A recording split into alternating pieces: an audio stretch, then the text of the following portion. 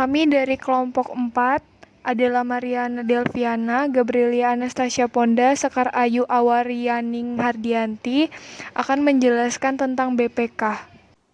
Assalamualaikum warahmatullahi wabarakatuh. Saya Sekar Ayu NPM 18301474. Di sini saya akan menjelaskan materi sejarah BPK.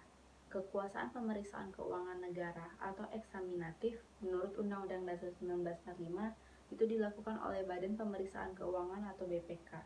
Badan ini diatur dalam pasal 23E, 23F, dan 23G Undang-Undang Dasar 1945. Selanjutnya saya akan menjelaskan sejarah BPK. Secara historis, sejak berlakunya Undang-Undang Dasar 1945 pada tanggal 18 Agustus 1945 hingga 10 Desember 1945 BPK belum terbentuk karena situasi politik belum mengizinkan untuk memikirkan masalah badan itu. Baru pada tanggal 10 Desember 1945, Menteri Keuangan memberikan diktum bahwa BPK akan dibentuk pemerintah pada tanggal 1 Januari 1946 sebagai keharusan dalam UUD 1945, sehingga mulai dipersiapkan segala sesuatu yang berkaitan dengan pembentukan BPK. Dan baru pada tanggal 1 Januari 1947 berdasarkan penetapan pemerintah 1946 nomor 11 OM yang dikeluarkan pada tanggal 28 Desember 1946.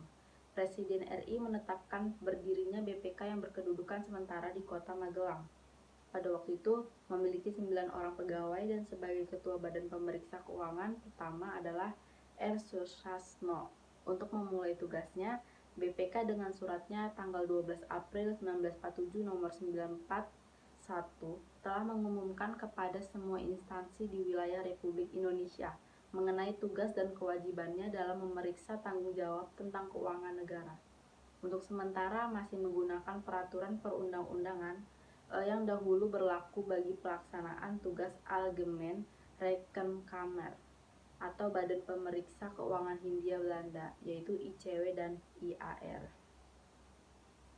Nah, pada 6 November 1948, kedudukan BPK dipindahkan dari Magelang ke Yogyakarta. Pemindahan tersebut tidak lepas setelah ibu kota Indonesia dipindahkan dari Jakarta ke Yogyakarta saat terbentuknya Negara Republik Indonesia Serikat atau RIS.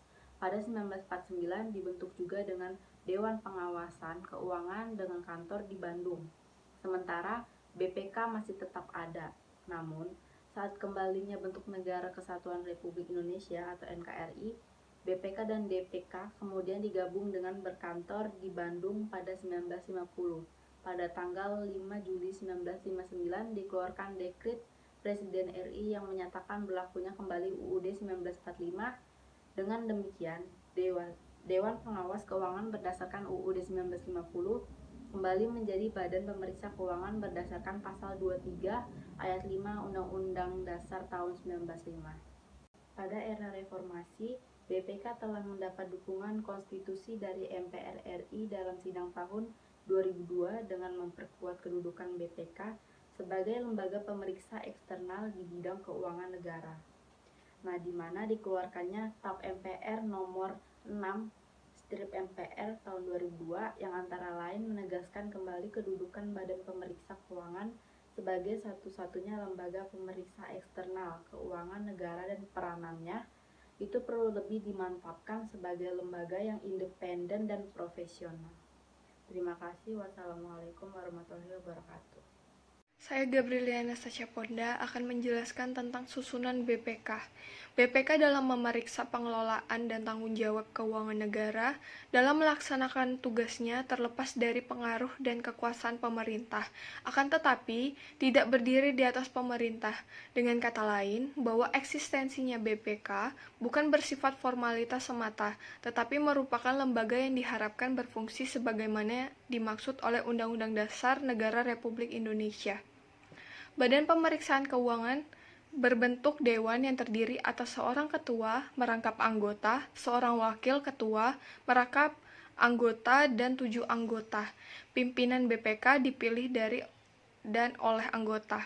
Anggota BPK dipilih oleh DPR dengan mempertimbangkan DPD dan diresmikan oleh Presiden untuk masa jabatan 5 tahun dan setelahnya dapat dipilih kembali untuk 1 masa jabatan. Untuk dapat diangkat menjadi anggota BPK, calon harus mempunyai persyaratan 1. warga negara Indonesia. 2. Bertakwa kepada Tuhan Yang Maha Esa. 3. Berusia sekurang-kurangnya 35 tahun. 4. Sehat jasmani dan rohani. 5. Mempunyai kecakapan dan pengalaman dalam bidang keuangan dan administrasi negara. Agar anggota BPK menjalankan fungsinya secara jujur dan baik, maka perundang-undangan menentukan 1. Anggota BPK tidak boleh langsung maupun tidak langsung menjadi pemilik seluruh atau sebagian ataupun menjadi penjamin badan usaha yang berdasarkan perjanjian dengan tujuan untuk mendapatkan laba atau keuntungan dari negara.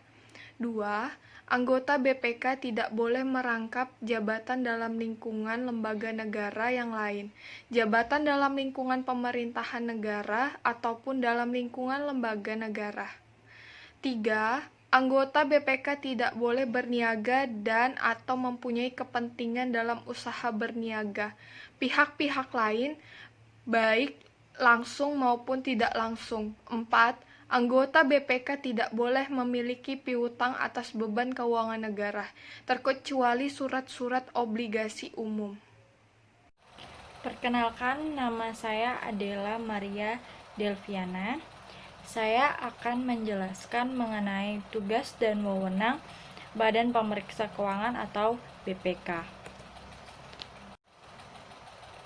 Tugas dan wewenang memiliki posisi strategis karena menyangkut semua aspek yang berkaitan dengan sumber dan penggunaan anggaran dan keuangan negara, yaitu memeriksa tanggung jawab tentang keuangan negara.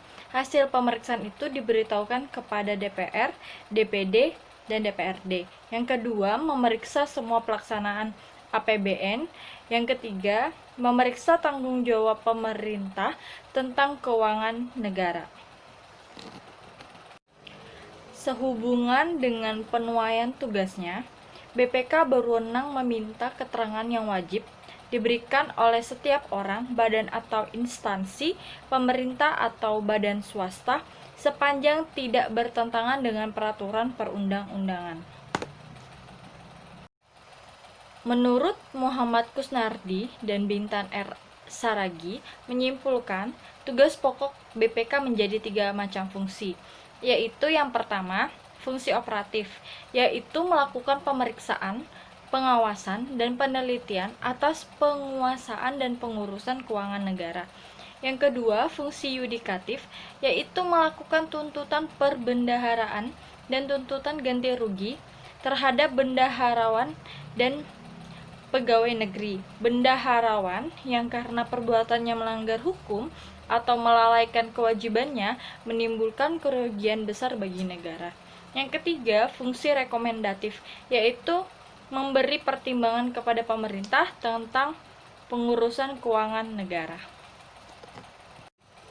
Dan yang terakhir, untuk melakukan tugas dan fungsinya, maka BPK berwenang antara lain yang pertama, meminta, memeriksa, meneliti, pertanggungjawaban atas penguasaan dan pengurusan keuangan negara, serta mengusahakan keseragaman baik dalam tata cara pemeriksaan dan pengawasan maupun dalam penatausahaan keuangan negara.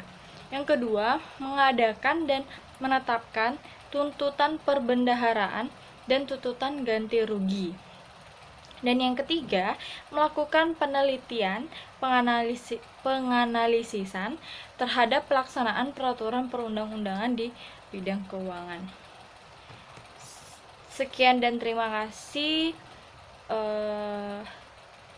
presentasi dari kami. Kurang lebihnya mohon maaf. Terima kasih.